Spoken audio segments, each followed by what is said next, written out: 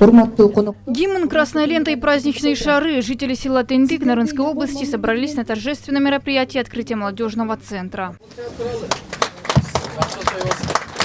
Для возведения таких 10 центров правительство Японии предоставило 305 тысяч долларов США. Для строительства этого центра было затрачено 36 тысяч долларов США. На мероприятии от имени посла Японии в Кыргызстане выступила представитель посольства Шамизу Минори.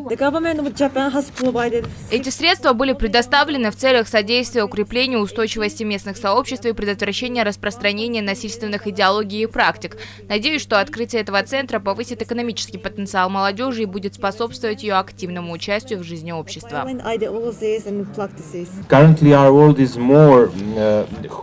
Правительство Японии предоставило 6 миллионов 400 тысяч долларов США 4 странам Центральной Азии, в том числе примерно 1 миллион 300 тысяч долларов США Кыргызстану через ПРООН. Создание молодежных центров инициировано в рамках регионального проекта ПРООН «Усиление устойчивости сообщества и регионального сотрудничества для предотвращения насильственного экстремизма в Центральной Азии», финансируемого правительством Японии.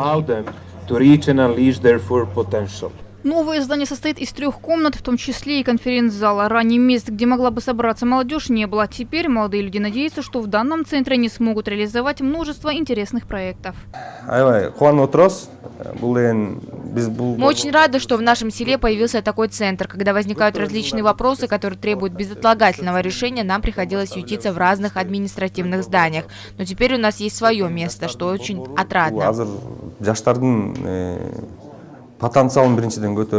Полномочный представитель правительства в Нарынской области Сабыркул Ашимбаев выразил благодарность международным организациям, которые вносят весомый вклад в социально-экономическое развитие Нарынской области, в том числе через проекты по созданию условий для развития молодежи. Создание молодежных центров соответствует приоритетам молодежной политики Кыргызстана. Мы надеемся, что созданные молодежные центры будут способствовать более тесной работе с молодежью и внесут свой вклад в устойчивом развитии на местном уровне.